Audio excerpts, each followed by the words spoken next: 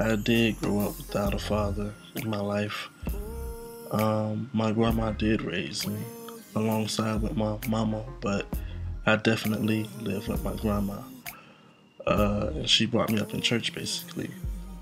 I didn't realize it right away, but as I got older, I start to realize how much I really needed him. And even as a man now, even though I really hate to admit it, I still need a father figure. I still need a daddy. And some of us men, and especially black men, we feel like we don't need nobody because we're grown now. So if we were a kid, maybe we needed him. But we miss out on a lot. We really do. When it came down to learning how to tie a tie, he wasn't around. He didn't teach me how to ride a bike. There was no birthdays, no Christmas presents, no picking me up from school, no taking me to church, not telling me how to firmly shake a man's hand and look him in the eye. Those type of things only a father can teach you. I can have the best parents in the world, which is my mom and grandma, but they are women. If I was a girl and I was their daughter, maybe, that's a different story. But apparently that's not the situation. You know, and I wouldn't say I fought him for the lifestyle I ultimately got in, being gay or whatever the situation may be. But I felt like, sometimes I feel like I would have never started dating man if he was around. You know what I'm saying? I don't know. Everybody's story is different. But some things you really never understand. Why? I mean, who really knows? There are some men I've encountered that had a mother and a father, and they still turn out to be badass kids. They turn out to be lesbians. They turn out to be gay. Whatever. Just live the total opposite lifestyle of how they were raised. The results may vary. um, and even now while I'm dating this girl, so there were times and there are times when I feel like I'm inadequate to really give her what she needs.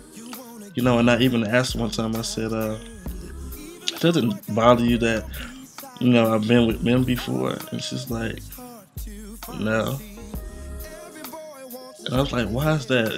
It's in my mind, if I was a girl, I probably would never want to date a dude that was gay. You know what I'm saying? It just, how women view men. And if you've been with another man, girls don't be feeling that. That's nothing good to be proud of. I'm not proud of it, but I mean, it is the truth. And I took a chance because I tried to hold back and say, I would try to hide it if I could, but sometimes the things that we try to hide, it's already out there in the open. Sometimes people know it. They may not know for sure, but they can kind of figure things out. But she said, nah, I'm not tripping off that because you were honest. Maybe you tried to hide it. Maybe I would feel different, but you were honest about it, which I can dig.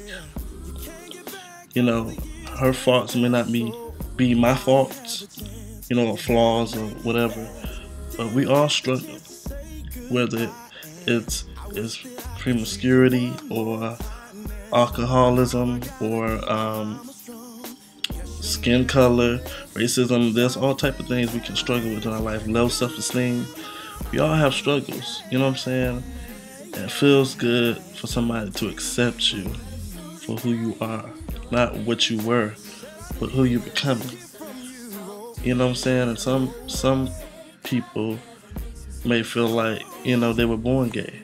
Some people feel like, this is who I am, and you either love it or you don't. Accept me or you don't. Take me as I am. Everybody got their own story. But back to my daddy, this one situation I'll never forget. Maybe a little less than a year after I had graduated in '07, I took a chance, and my father, he kind of wanted to take me under his wing, and I was gonna live with him and my other brother, which he's like 2 years behind me, and I was living with my grandma, his mama, up in North Hollywood, not North Hollywood. Well, yeah, North Lauderdale in Florida. I'm in Cali now, North Hollywood. But and my mom and my grandma told me, well, basically my mama told me, she said, don't be surprised if he disappoints you, you know what I'm saying? And I took a chance anyway. You just never know. He let me down. He came in my life before and he disappeared.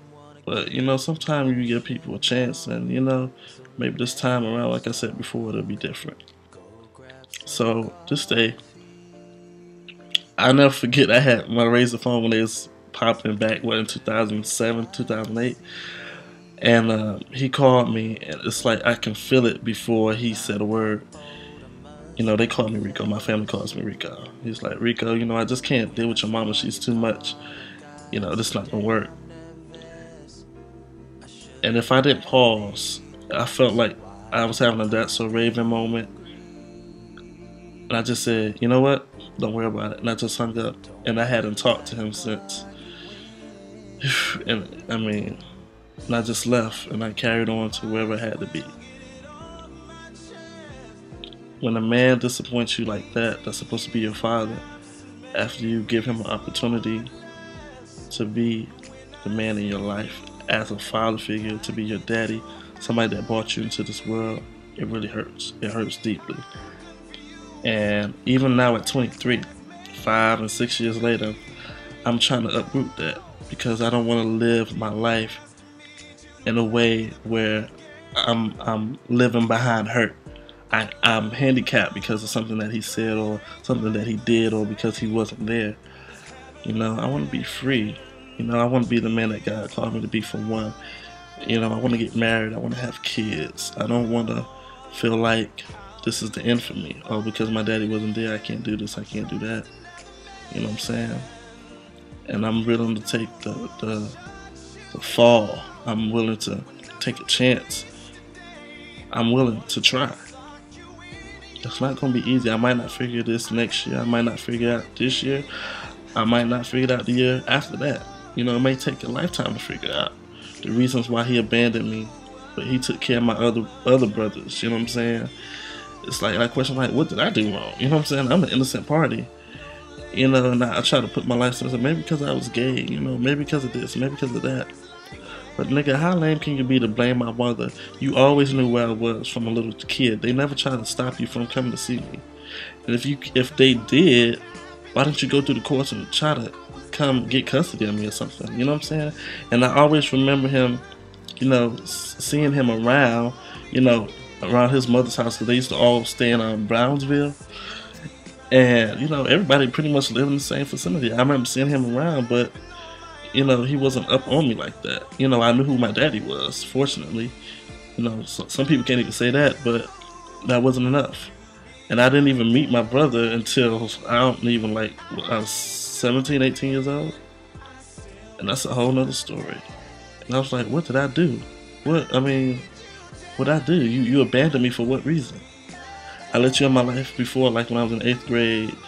You told me it's going to be different. You know, you're going to step up. You're going to take me out. You're going to do this. You're going to do that. And you just keep disappearing. That hurts. It really do. It really does. It really does. This is day 2. My daddy.